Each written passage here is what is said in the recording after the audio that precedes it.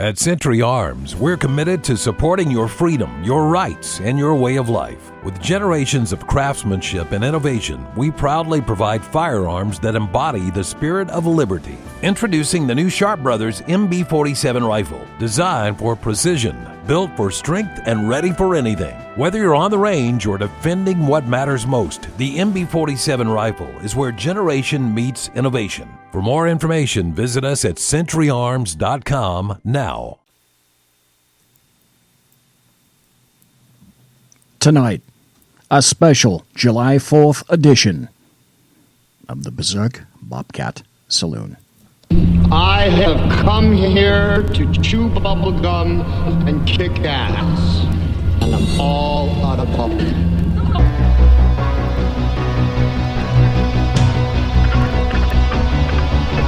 The plane has crashed into the World Trade Center in New York. Trying to reconcile how Benghazi was not safe enough for the Federal Bureau of Investigation to go, but it was safe enough to leave a below-spec facility for our diplomats to stay in.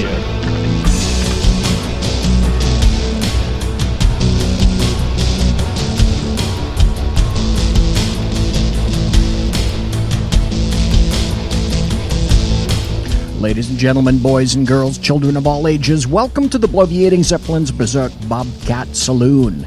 You got to belly up to the bar. We've kept your seat. I know there aren't very many people in here right now because it is, in fact, the 4th of July. A lot of people are going to be out with fireworks, barbecues with family and friends. I get it. I understand it. But there is such a thing as YouTube, and there are such things as podcasts. So belly up to the bar. Tashay is going to be a bartendress tonight. She pulls with the best of them. And of course, as you can see off to my left, your right, the lava lamp is in fact lighted. Exclusively use State Department emails. We are not going to water our drinks just like we don't water our conversation. Politics, religion, crime, culture, economics, race, sex, science, law. We talk about it all here at the saloon. Nothing is sacred. The speech is free, but the booze is not. Osama bin Laden, the leader of Al-Qaeda. All we ask is that you flush the toilet, jiggle the handle. Don't forget to tip your waitress.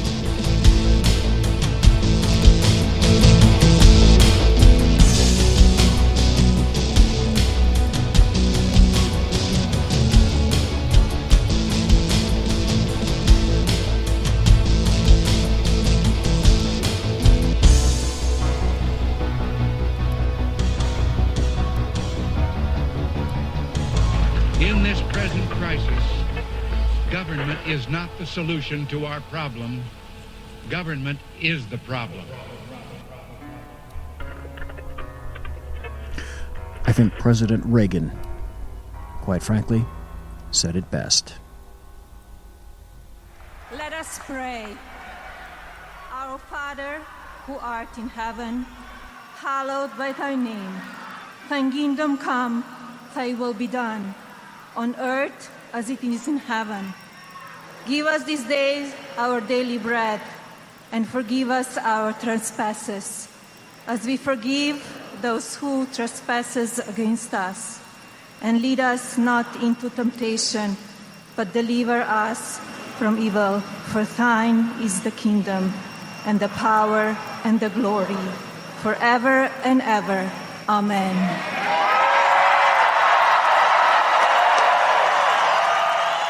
Down the rabbit hole. Down the rabbit hole. That was the first phrase that came to my mind on this 4th of July, 2017, as I awakened to light starting to leak into my bedroom very early this morning. I had to check the temperature of the house because it had been pretty hot during the day, but it had been cooling off at night. And the whole house fan ran at night, and it was time to button up. So the first thing I thought was, down the rabbit hole. That doesn't sound very patriotic. It doesn't sound very 4th of July-ish. This won't be your father's 4th of July show. It won't be the show I necessarily wanted to make, but it was the show that I thought that I had to make. maybe Obama is right. We need to knock off this patriotic crap on the 4th of July. Maybe we're just overdoing it. Because from the AmericanMirror.com, the headline, Obama warns Americans about too much patriotism on July 4th weekend. While most Americans gathering with family and community this weekend to celebrate the most exceptional country in the history of the world, Mr. Hope and Change is halfway around the world talking down, talking doom and gloom, and criticizing his successor. Barack Obama visited Indonesia this weekend. As an aside, the largest locale of Muslims on the planet, if you were not aware. And in a series of appearances, he attacked love of country and the politics of Donald Trump. And The Guardian from the UK reported the former U.S. president said some countries had adopted an, quote, aggressive kind of nationalism and, quote, increased resentment of minority groups in a speech in Indonesia on Saturday that could be seen as a commentary on the U.S. as well as Indonesia. It's been clear for a while that the world is at a crossroads, at an inflection point, Obama said, telling a Jakarta crowd stories of how much the capital had improved since he'd lived there as a child. I think you can do the math on that one, can't you? This is our former president who, had it been up to him, would have ignored the 22nd Amendment altogether, if for no other reason than the purity of the entire planet, the U.S. be damned. Because, of course, it should be damned. The United States should be damned due to its colonialism and its evil past and current course of unstoppable, unbridled evil. There's just too much damn patriotism in this damn country. Let's call it what it is. It's jingoism, all right? Any ism. Name one of them. Name all of them. America is guilty of it. But Obama said that the increased prosperity had been accompanied by new global problems, adding that as the world confronts issues ranging from inequality to terrorism, some countries, both developed and less developed, had adopted a more aggressive and isolationist nature. He said, quote, if we don't stand up for tolerance and moderation and respect for others, if we begin to doubt ourselves and all that we have accomplished, then much of the progress that we have made will not continue. It's time, insists Mr. Obama, for the end of sovereignty and the increased support of and greater power placed into the intellectual superiors, our intellectual superiors of the United Nations, not unlike Europe, placed into the enlightened, capable, and erudite hands of Brussels, of the European Union. He says, quote, what we will see is more and more people arguing against democracy. We will see more and more people who are looking to restrict freedom of the press, and we'll see more intolerance, more tribal divisions, more ethnic divisions, and religious divisions, and more violence, Obama asserted.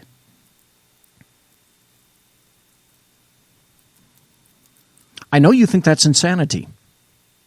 At Century Arms, we're committed to supporting your freedom, your rights, and your way of life. With generations of craftsmanship and innovation, we proudly provide firearms that embody the spirit of liberty. Introducing the new Sharp Brothers MB-47 rifle, designed for precision, built for strength, and ready for anything. Whether you're on the range or defending what matters most, the MB-47 rifle is where generation meets innovation. For more information, visit us at centuryarms.com now.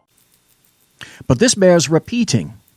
because I'm sure you understand where it is that I'm going. Listen to what Obama is saying and understand innately to whom he's applying and addressing this.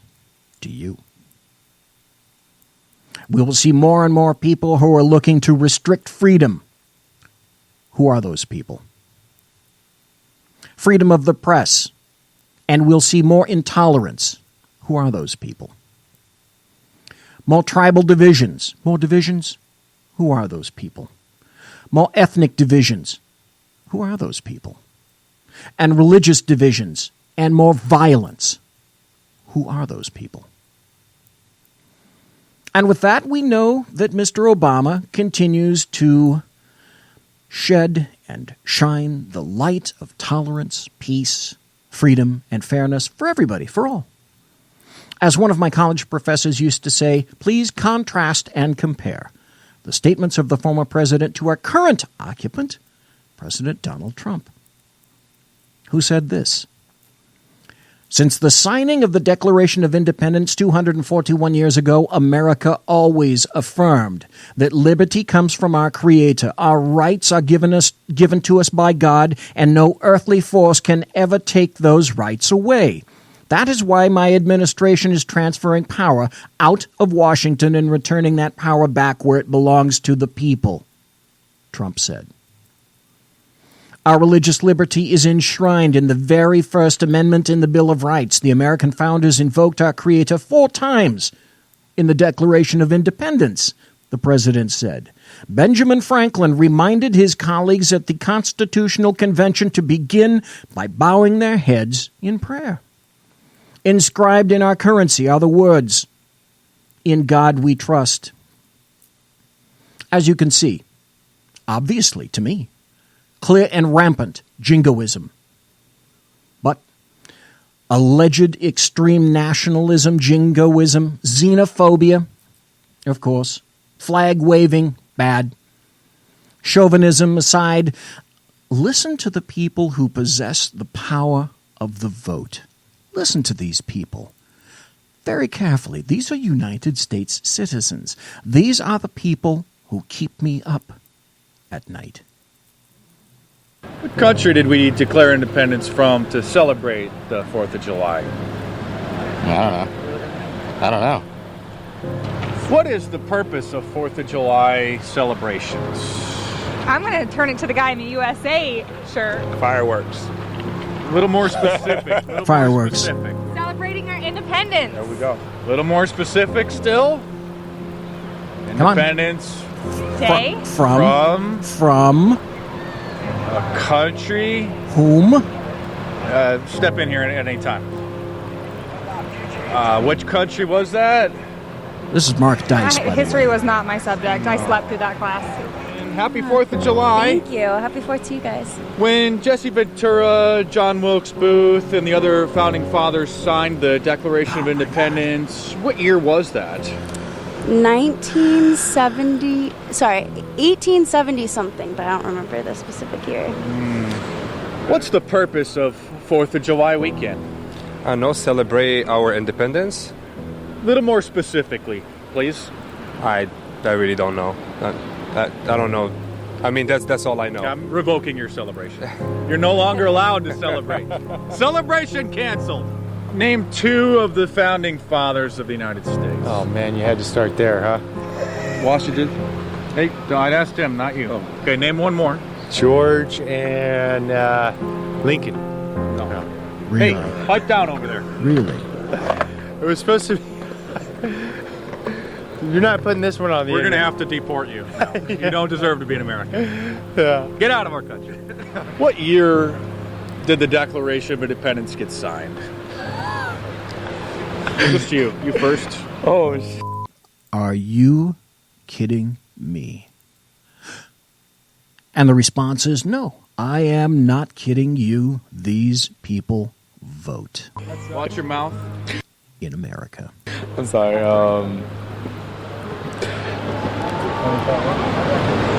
don't remember, honestly. 1875? What year was the Declaration of Independence signed? God. Come on, man. Hold on, you don't give off it away. Off the top of my head, I don't know. Yep, top. It's buried deep in there somewhere. That's what I'm saying, off the top of my head. Fourth I don't grade. know, but hold on, we're still not done with you. We're celebrating independence. What does that mean exactly? Independence from who? 4th of July, what year? Come on. Hold on, don't give it away. Come on, man. You're putting him on the spot. You're putting him on the spot. He needs a safe space. 4th of July weekend, we celebrate the Civil War victory, the North over the South, freeing of the slaves. This man is saying nothing in response to Mark Dice's intro as that. What are you going to be doing to commemorate that? It's a good question. Probably just out with family, friends, enjoying ourselves. We're out in San Diego, we got to enjoy the sun, the surf, the weather, good people. What year was the Declaration of Independence signed? That, my friend, has been a long time for me. 4th of July weekend, we sort of celebrate John Wilkes Booth, Jesse Ventura, the other founding fathers. Mm-hmm. Who's your favorite founding father? My favorite founding father is... Who you got to pick out of it? Oh, no. Who are my choices? Any of them? This isn't multiple choice. Oh, okay. Founding father, Jesse Ventura. That's my favorite. That can't be your favorite. You got to pick another one. Can't be mine? I don't even have one. No, don't even have one. Well, if you had one, what would it be? Yeah, Who would you say? I'd say... Nope, we'll get to you next. Okay, we better get to you next. Yeah, tell him. Favorite founding father? Hey, I don't know what my options is. I'd say Jeremiah. Jeremiah? Yeah. Wrong answer. This is supposed to be funny, but it almost makes me want to cry. 4th of July weekend, we are celebrating our independence from China. Okay. Just checking to see what people are doing to celebrate that victory over the Chinese.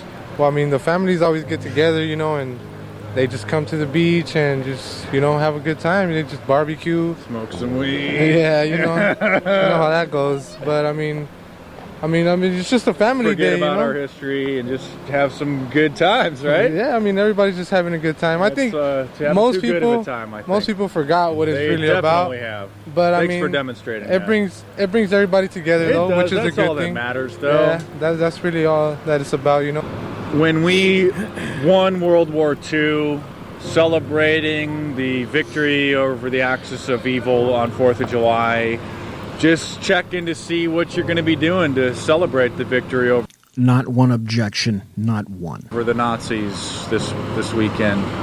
I'm gonna go party, sir. Party? Probably, yes. And lose more brain cells? Maybe. Possibly. But definitely. Yeah, definitely. Thanks for demonstrating that.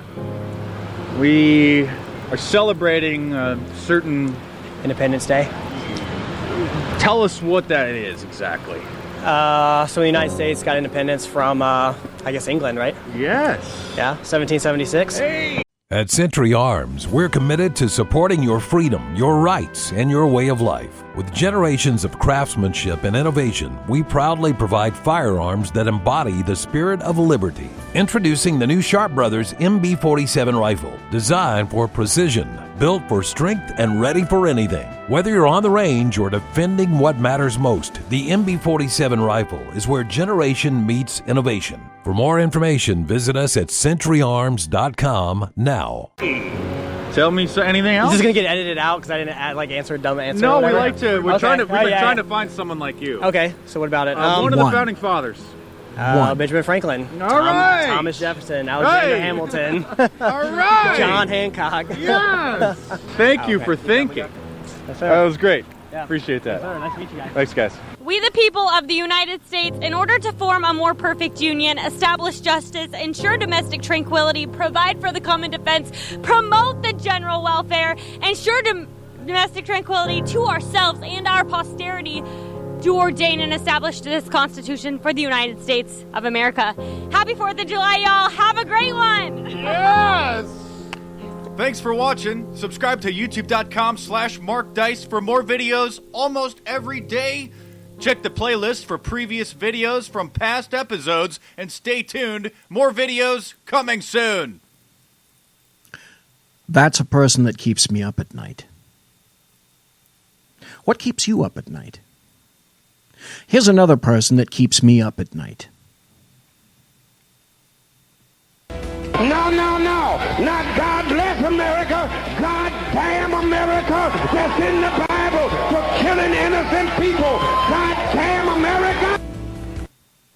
And this keeps me up at night. This is from Portland, Oregon. You may remember this guy. Because I had great mentors. I was mentored by Kwame Ture, who you would call Stokely Carmichael. I was mentored by Huey P. Newton. I was mentored by Assata Shakur. I spent time with these revolutionaries, and they taught me truth. And Che Guevara talked about revolution is about love. We're about to hear from Ajamu Umi. He's an organizer who is engaged on the groundwork for political, economic, and social justice on 3 continents and the Caribbean. He is the chair of the Black Working Group in Portland, and he's the author of the social justice novel entitled Find the Flower That Blossoms. Ajamu. This is what people consider to be a good American these days. I agree with the previous speakers. Capitalism is a backward blood-sucking system. It's got to be destroyed. It's got to be destroyed. Now, if you ask me, and I'm up here, so you're asking me, it can't be destroyed through any kind of pleading and working within the system. The system is corrupt. It's got to be destroyed. That cannot happen anyway except masses of people rising up and seizing power and creating, as the previous speaker said, a socialist state. Creating a socialist state in America, because that has worked so fucking well around the rest of the planet, hasn't it? The question can only be answered 2 ways. Who will own and control the means of production?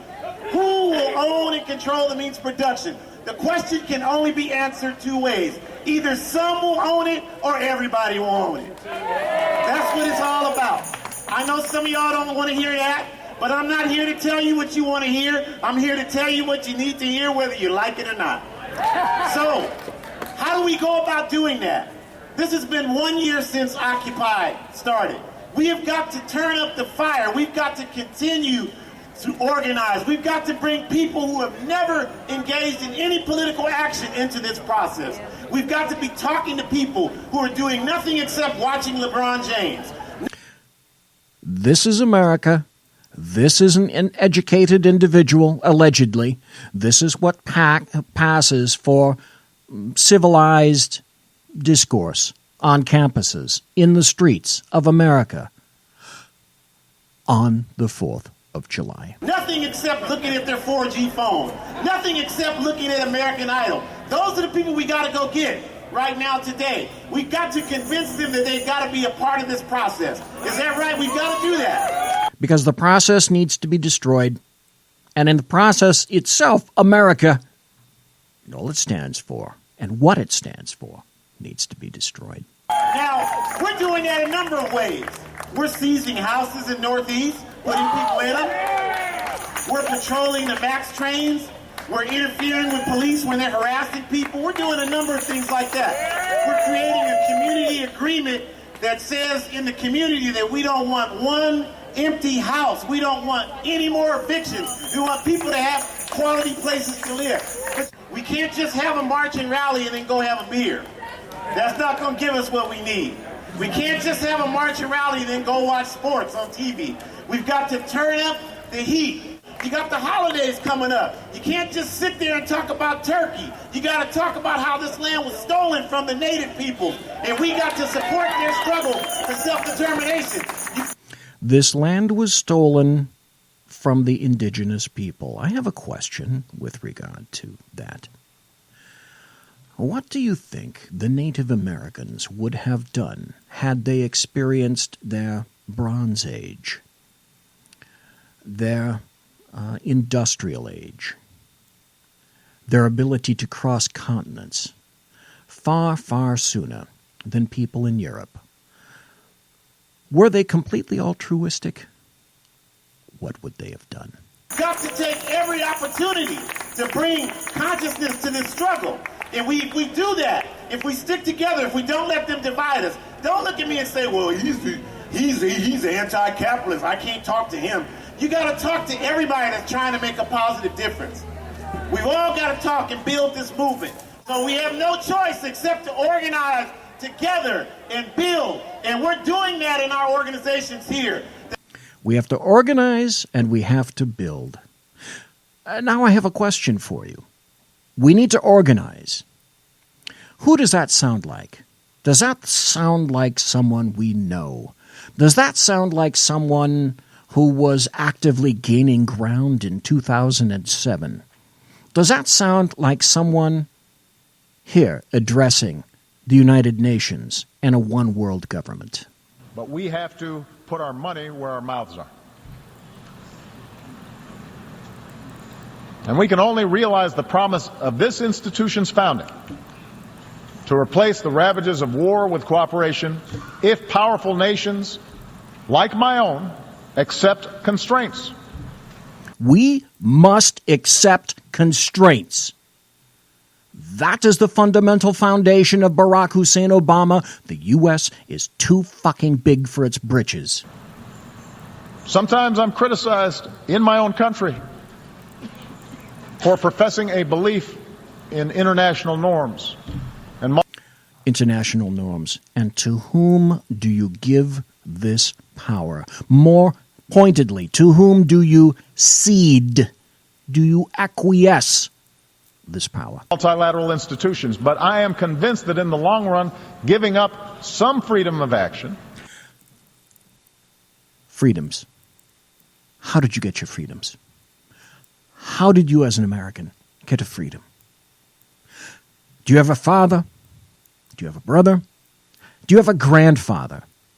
Previous generations, what did they do? Not giving up our ability to protect ourselves or pursue our core interests, but binding ourselves to international rules over the long term enhances our security. And just as it has enhanced the security so well of the European Union, has it not? Those people keep me up at night. I found this, something else that keeps me up at night. You can live a whole lifetime without ever being awake.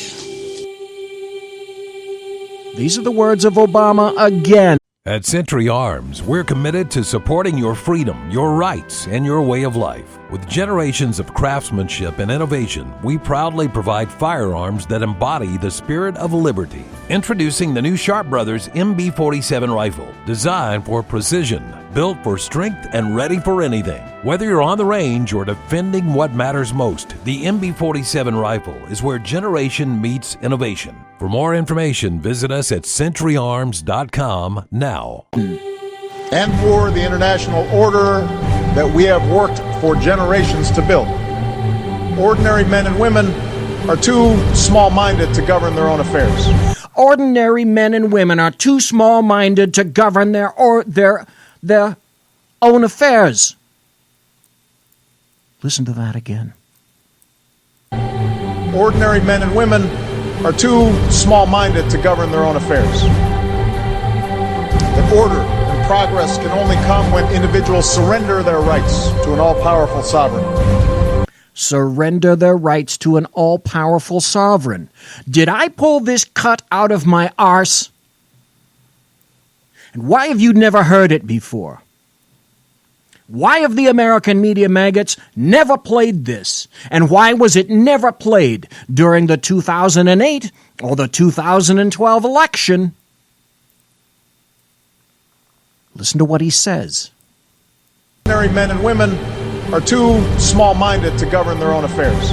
You. The order and progress can only come when individuals surrender their rights to an all-powerful sovereign. You.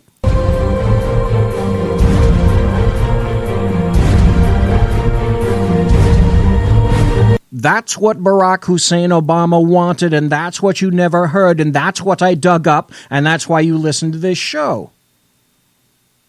Those are the people that keep me up at night. And these are the people who diminish our ability to protect ourselves at home and abroad. House takes a disturbing turn. This from Minnesota. Watch.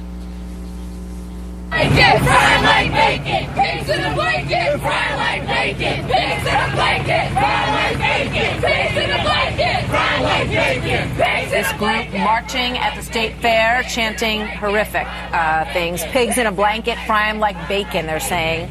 Casey Stiegel's live in Houston where That's enough. We're going to take a break. We're going to be back on this 4th of July special. Stay with me. Please stay with me. Conservative media done right. You're listening to the SHR Media Network.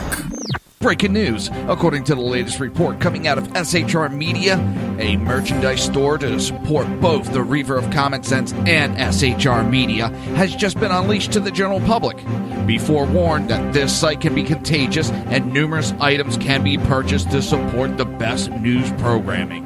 Go to Reaver.one website and click on the store link to check out the merchandise.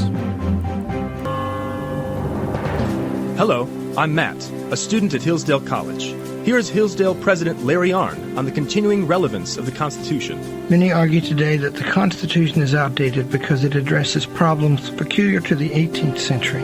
Some parts of the Constitution do read rather quaintly.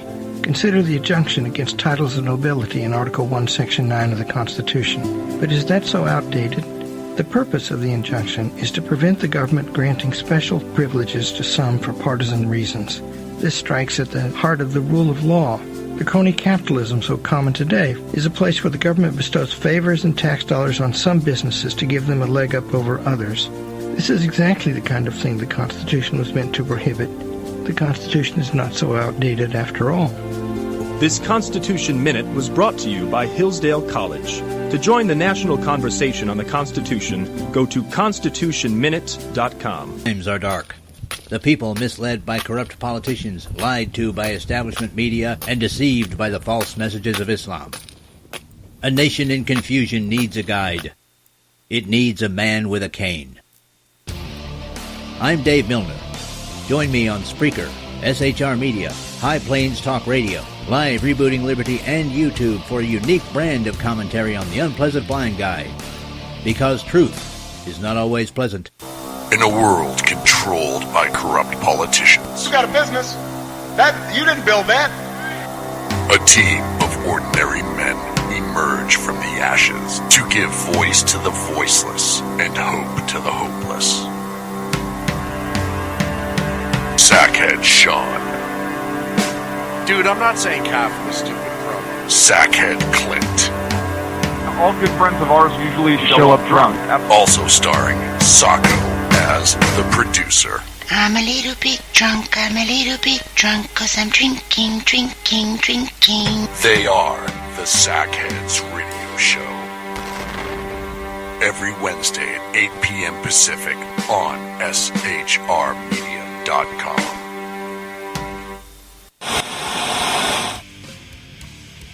Beware, the Jersey Takeover is here.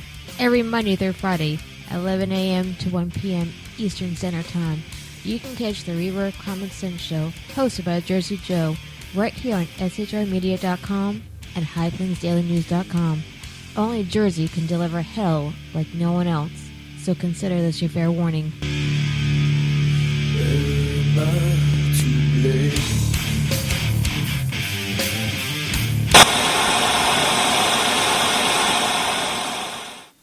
Conservative media done right. You're listening to the SHR Media Network. In a world where insanity reigns supreme and safety pin manufacturers are running out of metal for the diapers of the leftists, it's comforting to know an ancient, fat, long-haired, bearded reprobate has your mind in mind. Ladies and gentlemen, boys and girls, children of all ages, broadcasting behind enemy lines in occupied California. And despite every attempt by the SHR Media Network to revoke his shameless contract, we return to the bloviating Zeppelin's Berserk Bobcat Saloon. Ladies and gentlemen, boys and girls, children of all ages, thank you for being here in the saloon on the 4th of July, the year of our Lord 2017. Welcome to White Mama in chat, Mike's in chat, Smokey's in chat, Mary Brockman is in chat, and we have at least one viewer who is in chat. Smokey says it's bedtime. They better get finished here real soon. Well, Smokey, we're not going to be around for more than about an hour tonight. This is an abbreviated show because, in fact, I know people have places to go and things to do. But these are the people. These are more of the people that keep me up at night and who diminish our ability to protect ourselves at home and abroad. What are they saying in New York City? Listen.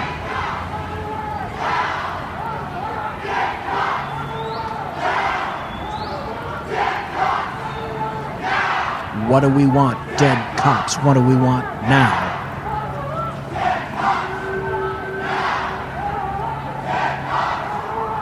Those are the people that keep me up at night. We have gone, in the course of roughly 3 generations, from God-fearing and country-loving to the base excoriation of the nation itself. We are in the process of relinquishing the very rights, freedoms, and sacrifices made by men like this. My name is Jerry Yellen. I was a captain in the Army Air Corps, and I flew P-51s off of Iwo Jima, starting on March 7th, 1945, when the Marines took enough land around the first dirt airstrip. I made 19 flights over Japan, starting on April 7th, 8 hours in a P-51. And I flew the first mission escorting V-29s, and on August 14th, 1945, I flew the very last combat mission of World War II, and my wingman, Phil Schlomberg from Brooklyn, New York, 19 years old, was killed on that day. So he was the last man killed in combat in World War II.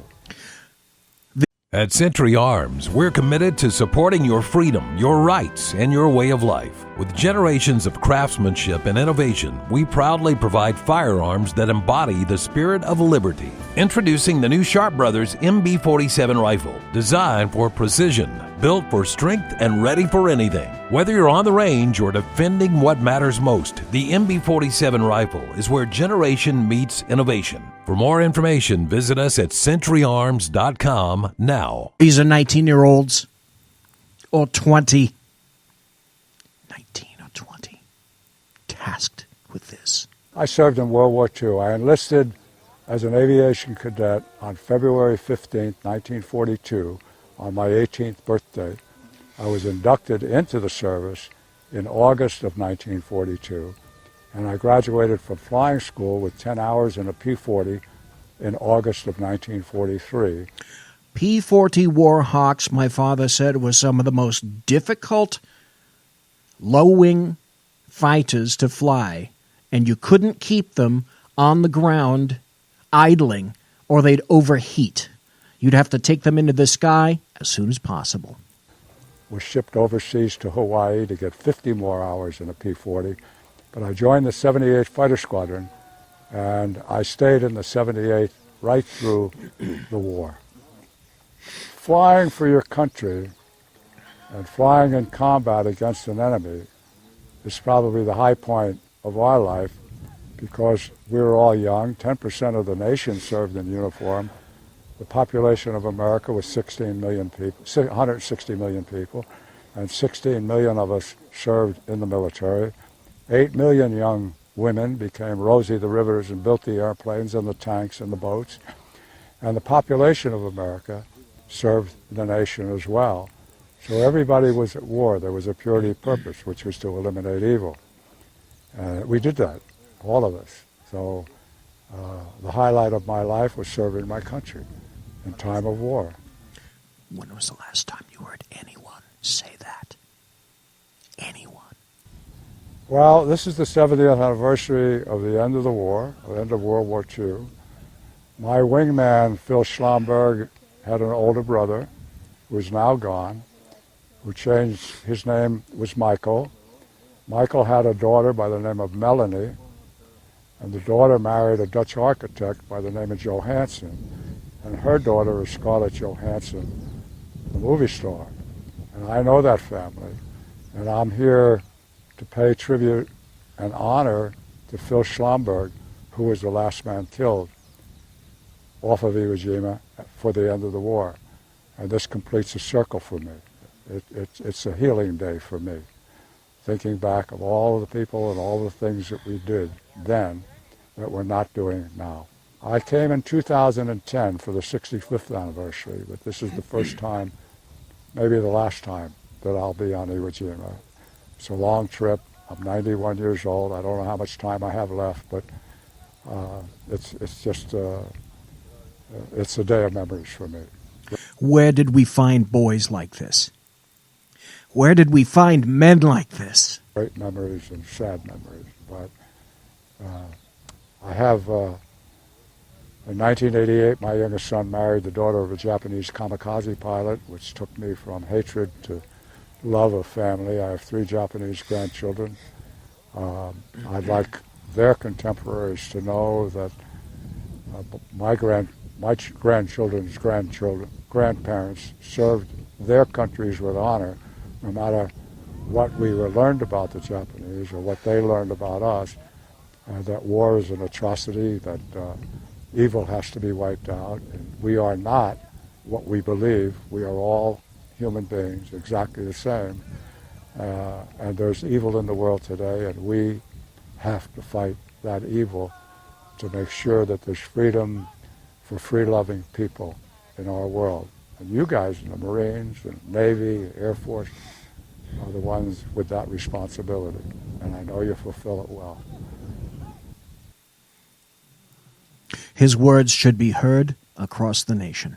It means that my cycle of life is near its end. That's what it means to me. And I'm here willingly and happily as a last fond memory of this island, where I flew with 16 guys that didn't come back, and I'm representing them here. I'm the only guy who was a pilot, who's on the island now, who was a pilot in World War II. So I'm representing a lot of people, and I hope I'm doing it humbly and doing it correctly, because we're leaving this world rapidly.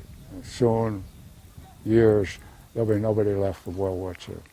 My name is Jerry Yellen, and I served in World War II, one of 16 million who served their nation then.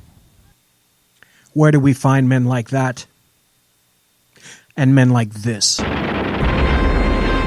Firepower was coming from every direction, and it looked as if the whole hillside just burst into fire.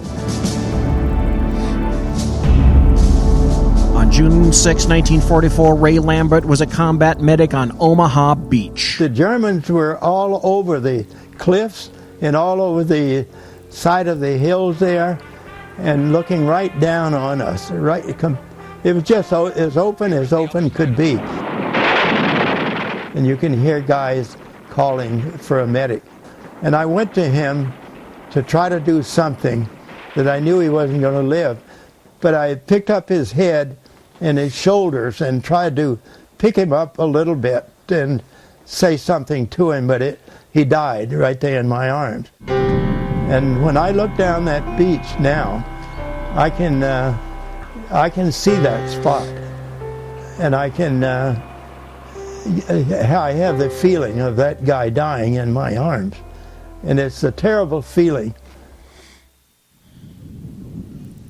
I've been back to Normandy a number of times, and it's never a happy day to go stand there and look out over the channel. And it looked as if the whole hillside just burst into fire. See that spot, and I can I have the feeling of that guy dying in my arms. And it's a terrible feeling. I've been back to Normandy a number of times, and it's never a happy day to go stand there and look out over the channel. I asked my father numerous times if he wanted to go back to England. He flew for the mighty 8th as a B-17 pilot. He refused every time. Because there's so many memories there from that day. Sometimes I break out in a sweat, even though it's cool, and I still, after all these years, I wake up at night sometime thinking about the guys and how much fun we had together at times. And I am grateful to God that I lived through that, and I say a prayer every night for the wives and children of the guys that we left over there. And where do we find men like this? Their hands are as steady as they were 70 years ago. These men from the 29th Infantry Division stormed Omaha Beach on D-Day, June 6, 1944. Their sacrifice shall never be forgotten. They are permanently welcome in Normandy. Ceremony after ceremony, these men are thanked. Omaha Beach is full of vivid memories for Harold Baumgarten. I can look out at that beach, tell you where each guy was laying. And what I could describe his face even nowadays. His own scarred face is a permanent memory of his first moments of battle. I landed on this beach, first wave, and I got wounded 5 times. 3 times on D-Day and twice on June 7th. At Century Arms, we're committed to supporting your freedom, your rights, and your way of life. With generations of craftsmanship and innovation, we proudly provide firearms that embody the spirit of liberty. Introducing the new Sharp Brothers MB-47 rifle, designed for precision, built for strength, and ready for anything. Whether you're on the range or defending what matters most, the MB-47 rifle is where generation meets innovation. For more information, visit us at centuryarms.com now. I had to stop. I ran out of blood. World War II veterans are running out of time. They are close to 90 years old. People are grabbing memories of these men, afraid that they will not be around to tell their own stories at the next anniversary. What also may not be around? Think about that. The veterans from the 29th Infantry Division are famous because they made it off of this beach and survived the war. But when it comes to talking about heroes, they point in a different direction. And I always say, those people that are in the cemetery up here on the bluff, they're the ones that are responsible for guys like me and the rest of the vets you see to get back home. They paid the price. They're the heroes. 9,387 men lie in the Normandy American Cemetery, unable to tell their own stories. And men like these.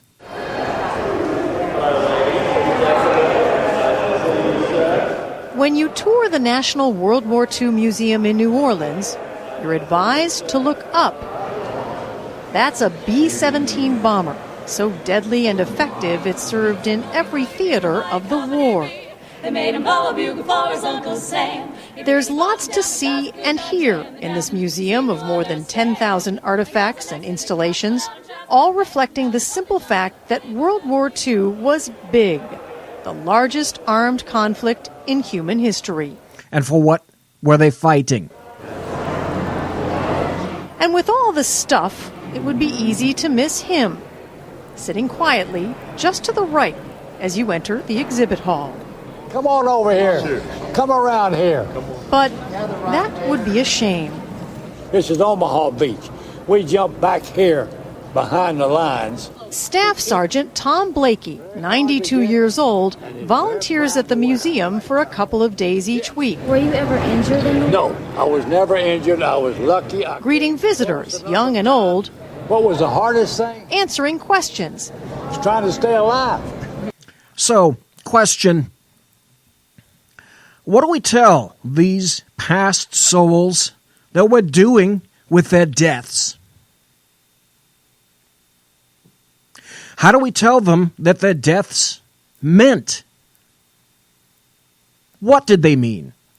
As far as people are concerned now, nothing? How do we square this equation? Is this how we honor their sacrifices on the 4th of July, where we started with our independence? This is the 4th of July 2017, 241 years ago, after our adoption of the Declaration of Independence from the British. Too many Americans cannot even quantify the meaning of the date, but further seem altogether too willing to surrender the rights and the freedoms upon which this country was not only founded, but supported by the bloodshed of hundreds of thousands of American soldiers throughout our history and all our wars. The sheepdogs of our country, both in the military and in law enforcement. Perhaps it's time for a reminder of the meaning of the word Ba. I don't know if you can see my hat, but it says sheepdog. And there's an article that I'm going to read very shortly. You should ask, what is the nature of good and evil?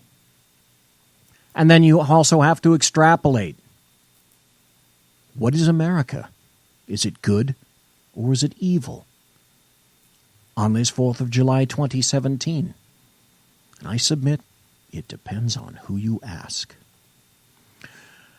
By Lieutenant Colonel Dave Grossman, retired, the author of On Killing, on sheep, wolves, and sheepdogs.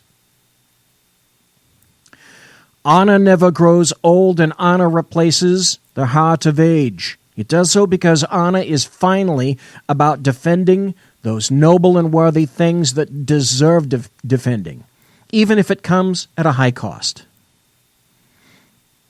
In our time, that may mean social disapproval, public scorn, hardship, persecution, or, as always, even death itself. The question remains, what is worth defending? What is worth dying for? What is worth living for?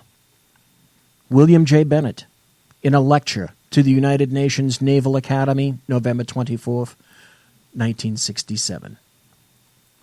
One Vietnam veteran, an old retired colonel, once said this to me: most of the people in our society are sheep. They are kind, they're gentle, they're productive creatures who can only hurt one another by accident. This is true.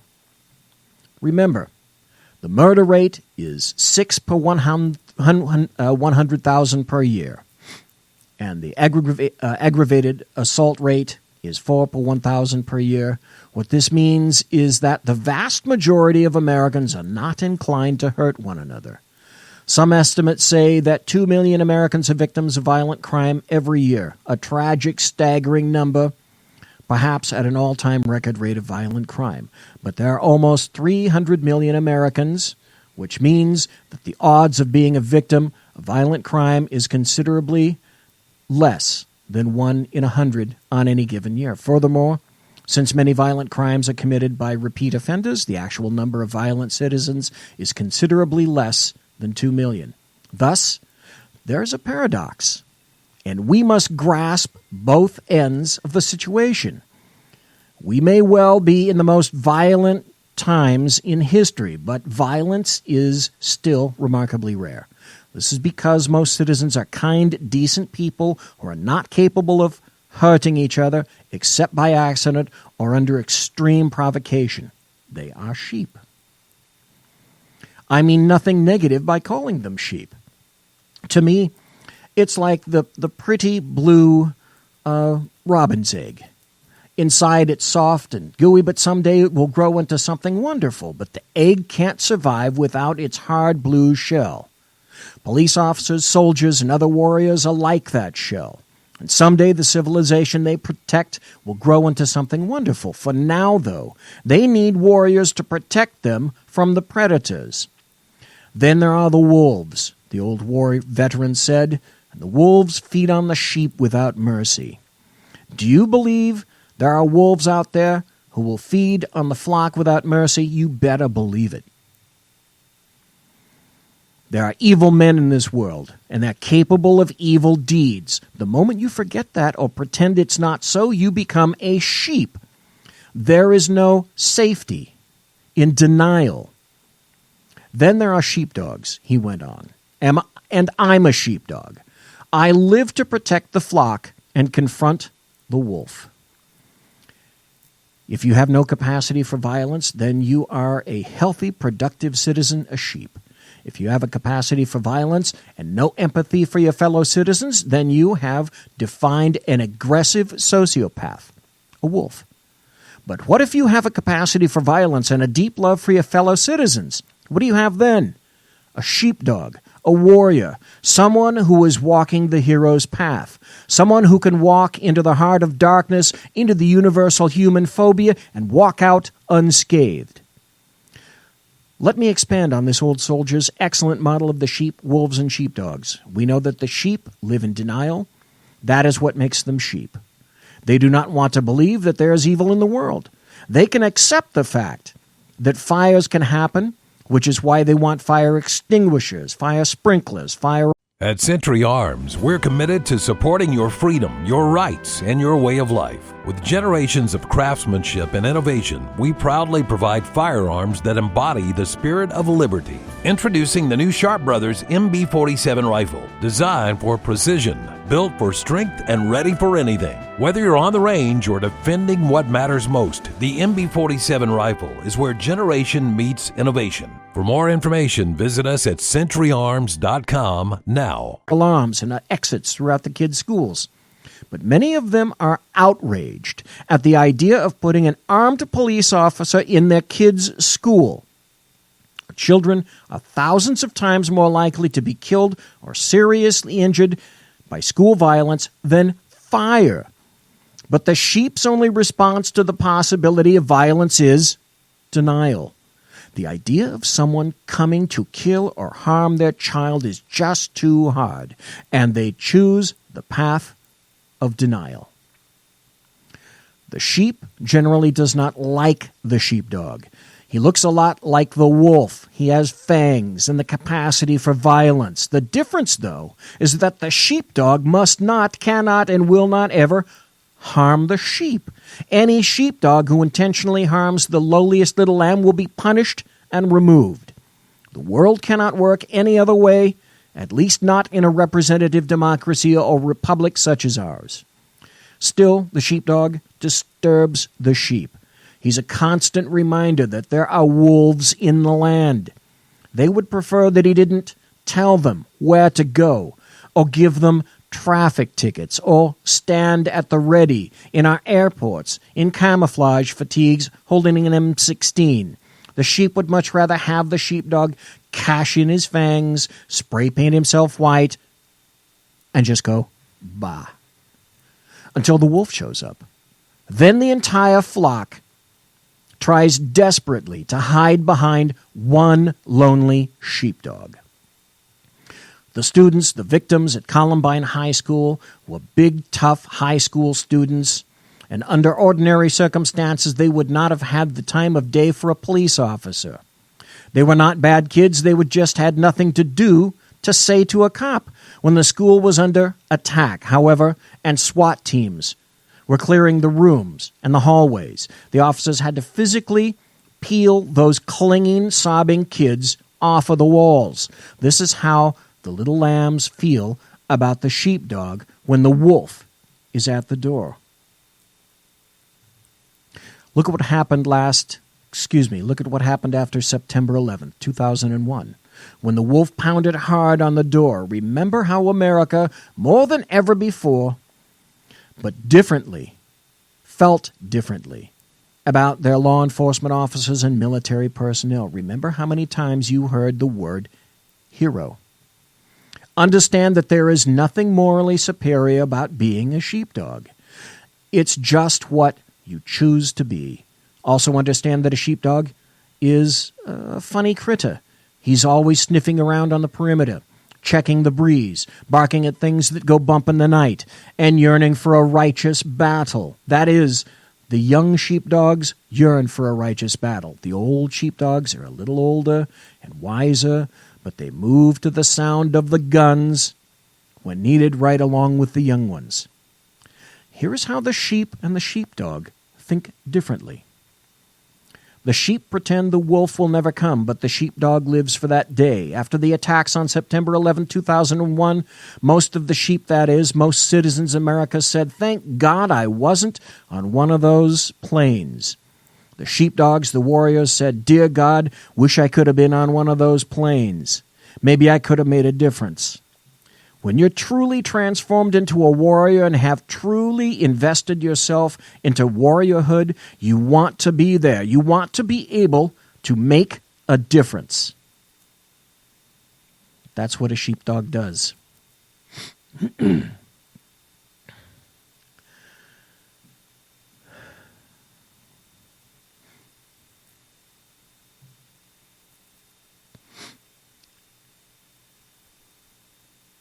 Sometimes when I attempt to read this story, because of my past, I have occasionally a difficult time reading it. And for a few reasons.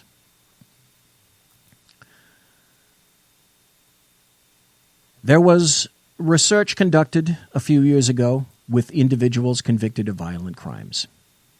These cons were in prison for serious predatory crimes of violence, assaults, murders, and killing. Law enforcement officers.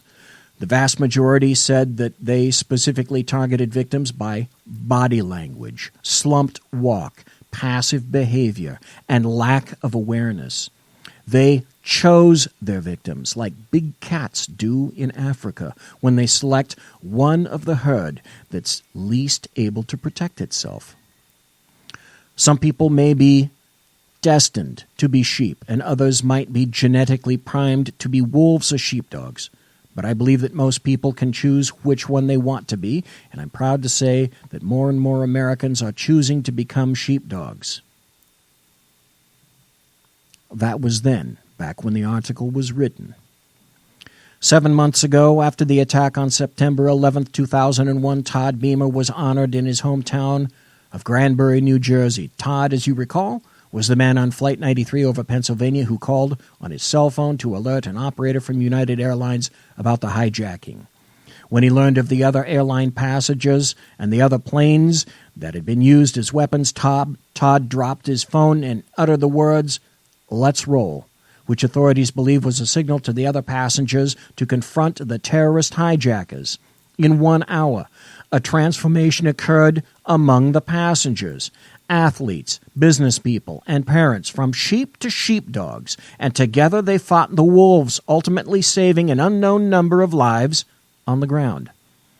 Edmund Burke said, "There is no safety for honest man except for believing all possible evil of evil men." Here's the point I'd like to emphasize, especially to the thousands of police officers and soldiers I speak to each year. In nature, the sheep, real sheep, are born as sheep. Sheepdogs are born that way, and so are wolves. They didn't have a choice. But you are not a critter. As a human being, you can be whatever you want to be. It's a conscious, moral decision. If you want to be a sheep, then you can be a sheep, and that's okay. But you must understand the price you pay when the wolf comes. You and your loved ones are going to die if there is not a sheepdog there to protect you. If you want to be a wolf, you can be one, but the sheepdogs are going to hunt you down and you will never have rest, safety, trust, or love. But if you want to be a sheepdog and walk the warrior's path, then you must make a conscious and moral decision every day to dedicate, equip, and prepare yourself to thrive in that toxic, corrosive moment when the wolf comes knocking at the door. For example, many officers carry their weapons in church. They are well concealed in ankle holsters, shoulder holsters, and inside the belt holsters tucked into the small of their backs. Anytime you go into some form of religious service, there's a very good chance that a police officer in your congregation is carrying. You will never know if there is such an individual in your place of worship until the wolf appears to massacre you and your loved ones. I was training a group of police officers in Texas, and during the break, one officer asked his friend if he carried his weapon in church. The other cop replied, "I will never be caught without my gun in church." I asked why he felt so strongly about this, and he told me about a cop he knew who was at a church massacre in Fort Worth, Texas in 1969. In that incident, a mentally deranged individual came into the church and opened fire, gunning down 14 people. He said that officer believed he could have saved every life that day if he'd been carrying his gun. His own son was shot, and all he could do is throw himself on the boy's body and want to die. That cop looked me in the eye and said, "Do you have any idea how hard it would be to live with yourself after that?" Some individuals would be horrified if they knew this police officer was carrying a weapon in church. They might call him paranoid and would probably scold him and scorn him.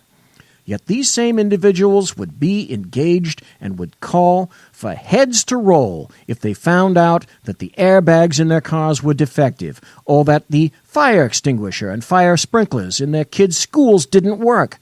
They can accept the fact that fires and traffic accidents can happen and that there must be safeguards against them. Their only response to the wolf, though, is denial. And all too often the importance to the sheepdog is scorn and disdain. But the sheepdog quietly asks himself, do you have any idea how hard it would be to live with yourself if your loved ones were attacked and killed, and you had to stand there helplessly because you were unprepared for that day?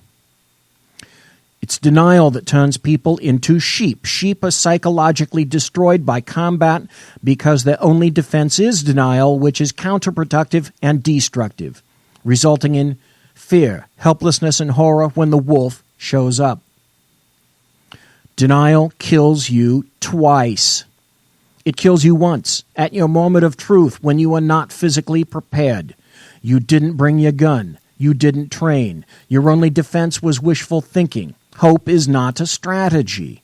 Denial kills you a second time because even if you do physically survive, you are psychologically shattered by your fear, your base helplessness, and your horror at that moment of truth. Gavin de Becker put it like this: fear less. His superb post-9/11 book, which should be required reading by anyone trying to come to terms with our current world situation. Denial can be seductive, but it has an insidious side effect.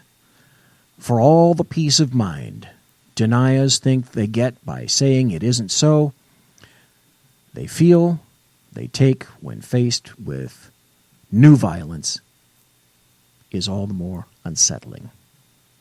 Denial is a save now, pay later scheme, a contract written entirely in small print, for in the long run, the denying person knows the truth at some level. And so the warrior must strive to confront denial in all aspects of his life and prepare himself for the day when evil comes. If you're a warrior who is highly authorized, legally authorized to carry a weapon, and you step outside without that weapon, then you become a sheep, pretending that the bad man will not come today. No one can be on 24/7 for a lifetime. Everybody needs some downtime. But if you're authorized to carry a weapon and you walk outside without it, just take a deep breath and say this to yourself: Bah. This business of being a sheep or a sheepdog is not a yes or no dichotomy. It is not an all or nothing, either or choice. It is a matter of degrees, a continuum. On one end is an abject head-in-the-sand sheep, and the other end is the ultimate warrior. Few people exist completely at one end or the other. Most of us live somewhere in between. Since 9/11, almost everyone in America took a step up that continuum away from denial. The sheep took a few steps toward accepting and appreciating their warriors, and the warriors started taking their job more seriously. The degree to which you move up that continuum away from sheephood and denial is the degree to which you and your loved ones will survive physically and psychologically in your moment of truth. I passed the break. I have a few more minutes to go, and that's it. My father passed away in 2009, but even in the intervening 8 years, I suspect he would not find our country totally familiar. I find this aspect sad, both sad and disturbing. He was a sheepdog, but he would seldom, if ever, refer to it or mention it or speak of it. Certainly never to me. These are tumultuous times for the United States of America, but I fear the times are soon to be even more so. I am convinced there's an upheaval coming. If for no other reason than the left does not know when to stop pushing, and because they don't know when to cease their continuous attempted dismantling of the very soul of this nation. This is not the show you anticipated. I hadn't anticipated it. But it's the one I was forced to do because in reflection, everything is at stake now. Our freedoms, our rights, the very way, our collective very way of life. I write in my blog that I'm pushback. That means this: I'm not going away and I'm not giving up in the face of such naked undermining and violence on the part of the left. I'm of sufficient age that I have the perspective necessary to say this. They want us to be the frogs. The pot is just beginning to boil. The hands of leftists, Democrats, and the American media maggots are on the burner. They have to be pushed away. And trust me when I tell you, they have to be stopped. Monsieur! Es un rock!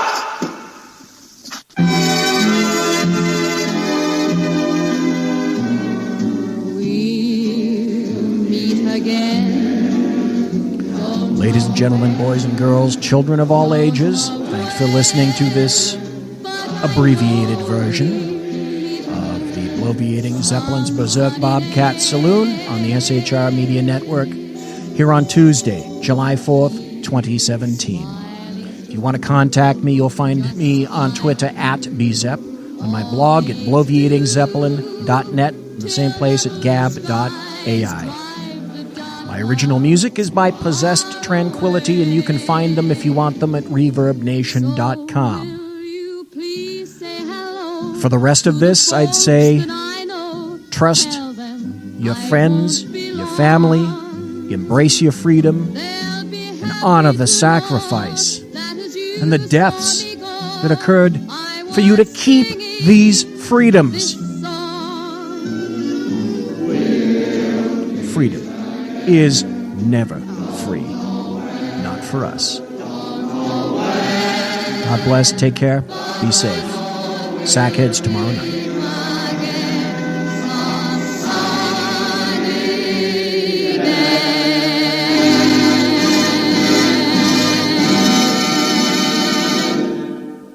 Everybody quiet down now and get some sleep. Night, everybody. Good night, Mama. Night, Ben. Good night, everyone. Good night, Mama. Good night, Daddy. Good night, children. Good night, Daddy. Good night, Elizabeth. Good night, John Boy. Good night, Jim Bob. Good night, Jim Bob. Good night, Jim Bob. What's going on? I was asleep. What's everybody doing? Good night. Good night, Jim Bob. Go to sleep.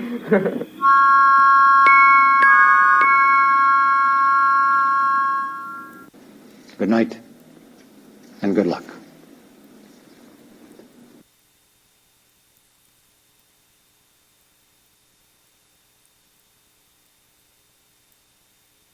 At Century Arms, we're committed to supporting your freedom, your rights, and your way of life. With generations of craftsmanship and innovation, we proudly provide firearms that embody the spirit of liberty. Introducing the new Sharp Brothers MB-47 rifle, designed for precision, built for strength, and ready for anything. Whether you're on the range or defending what matters most, the MB-47 rifle is where generation meets innovation. For more information, visit us at centuryarms.com now.